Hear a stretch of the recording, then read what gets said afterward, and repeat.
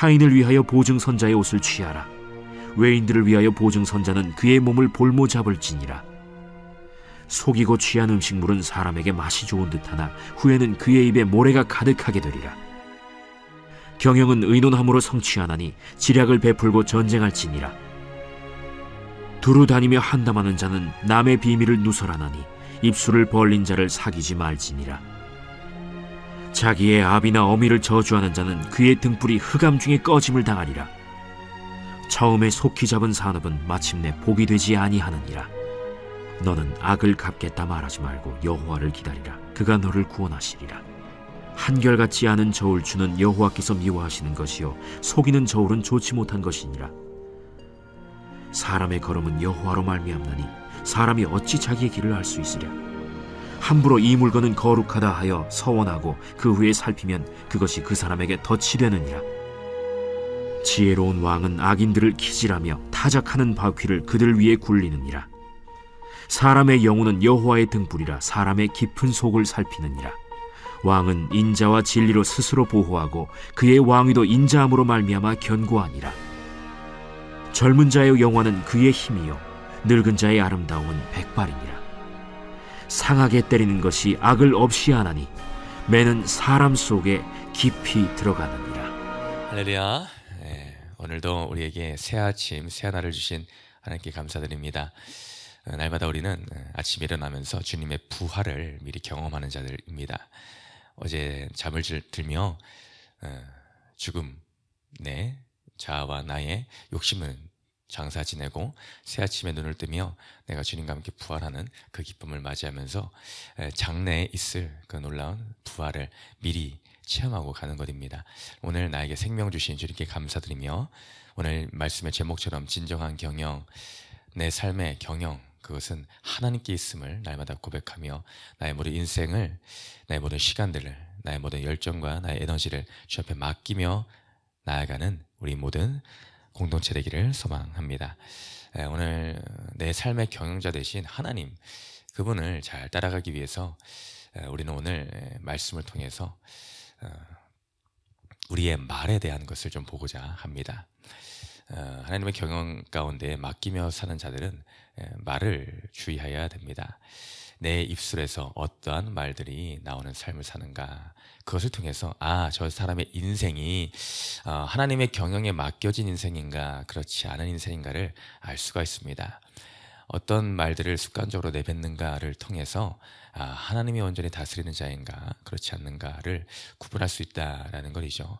그럼 우리의 말을, 믿는 자의 말을 주의해야 되겠습니다. 먼저 오늘 말씀 통해서 어떤 말을 우선적으로 주의해야 될까? 바로 속이는 말입니다.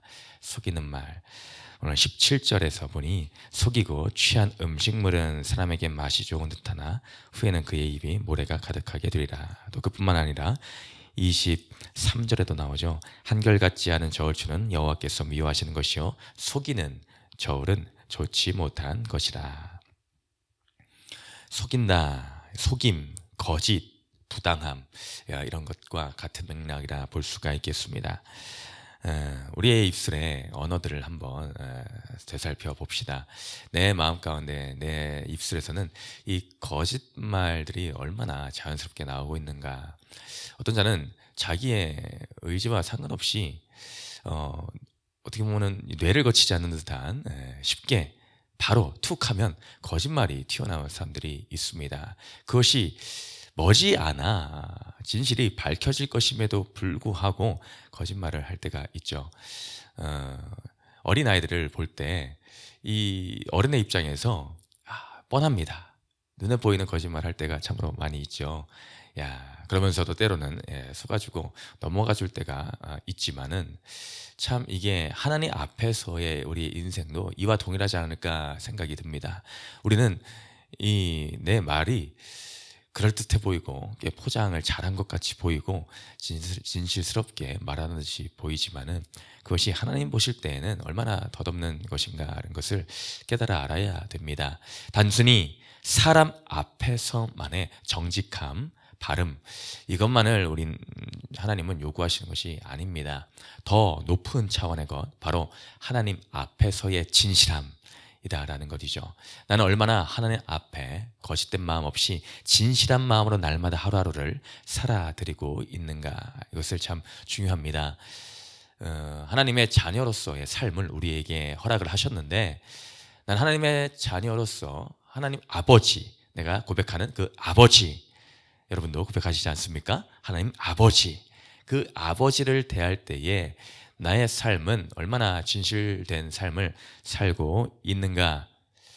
그렇지 않고 오늘 말씀처럼 속이고 취한 음식물과 같이 내 유익을 위한 것, 그것을 위해서라면 나는 남을 속이는 것에 거침없지 않는가? 속이는 것에 그 근원적인 것을 따지고 들어가다 보면은 결국에는 나의 유익입니다. 내 유익, 내 욕심, 그것을 채우려고 거짓을 말하더라라는 것이죠. 나의 정당화를 통해서 나는 바르다라는 나의 유익을 챙기려고 한다라는 것이죠. 부당한 이익을 또한 물질적인 것도 포함될 수 있겠죠. 그런 것들을 취하려 하는 부분이 있습니다. 그것은 육신의 욕심이 우선순위가 되기 때문입니다. 하나님의 마음과 하나님의 진리의 그 뜻, 복음 이런 것과 상관없이 나의 욕심과 탐심이 최우선이 되기 때문에 그것을 따른 삶을 살아가게 되더라라는 것이죠. 골로새서 3장 5절에 무엇라 말씀하십니까? 탐심은 곧 우상 숭배니라. 탐심은 가벼운 일이 아닙니다. 내가 욕심내는 것, 나의 유익을 따라 남을 속이는 것, 이것은 가벼운 일이 아닙니다. 이것은 우상 숭배입니다.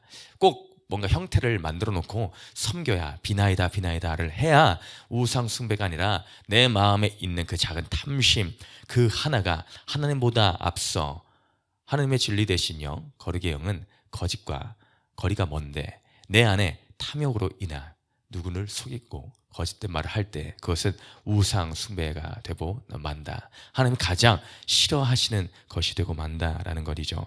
또한 시편 5장 6절 말씀에 거짓말하는 자들은 멸망시키시리이다. 여호와께서는 피 흘리기를 즐기는 자와 속이는 자를 싫어하시나이다. 여호와께서는 속이는 자를 싫어하시나이다.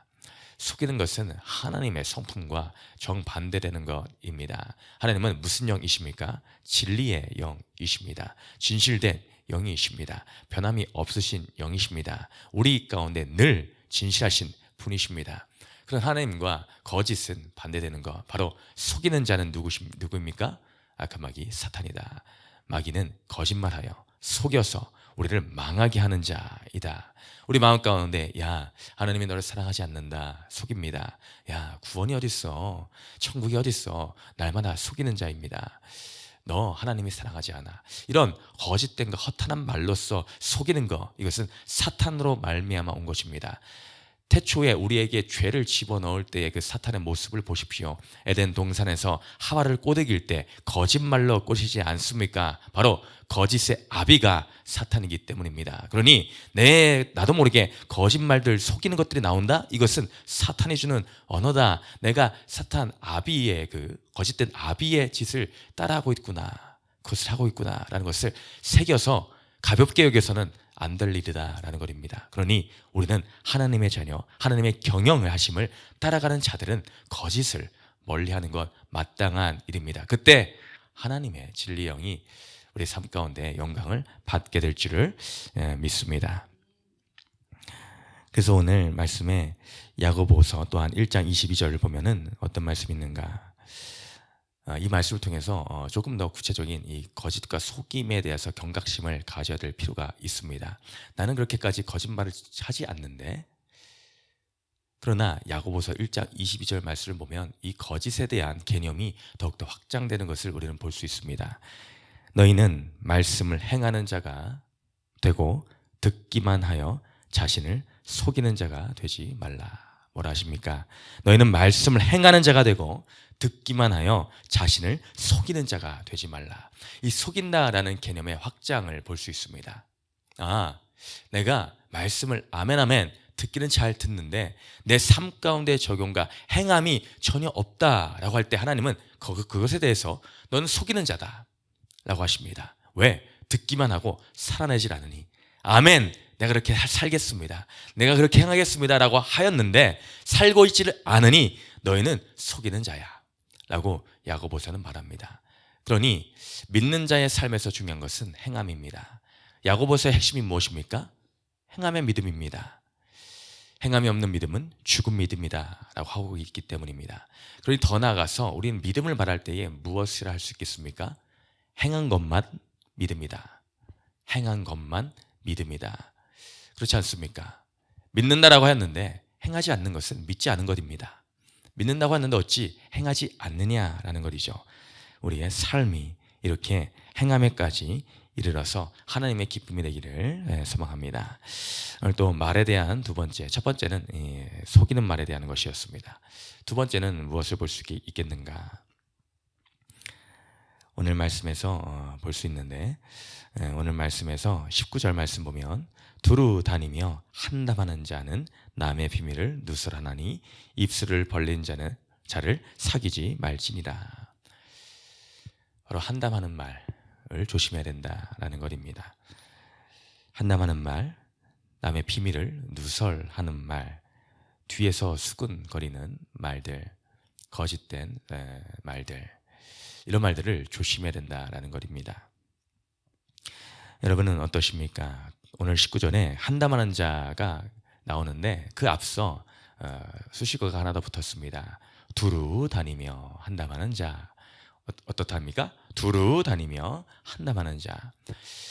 이 별 영향가 없는 말들을 하기 좋아하는 사람들은 한자리에 사지 않습니다.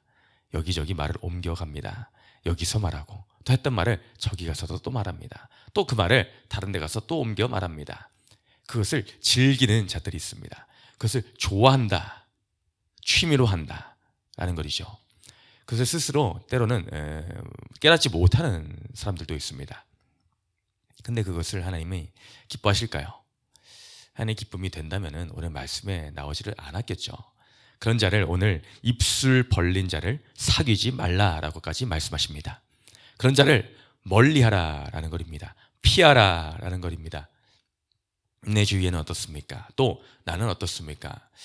나도 모르게 성도님들의 지체들의 말을 옮겨 말하고 있지는 않습니까? 또는 뒷말하기를 즐겨하지는 않습니까? 그 사람이 있는 데서 아닌 뒤에서 없는 데서 다 지나고 나서 말하기를 좋아하는 자.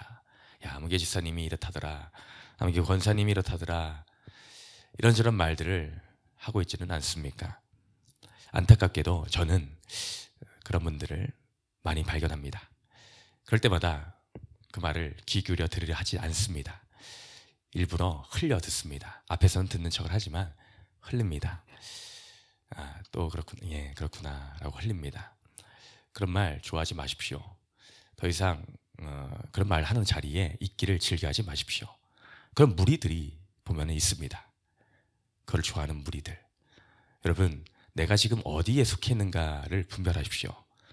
그 말을 할 때 하나님의 기쁨이 되는가를 분별하십시오. 확신하건대 절대로 기뻐하지 않으십니다. 그것은 공동체를 깨트리는 행위입니다.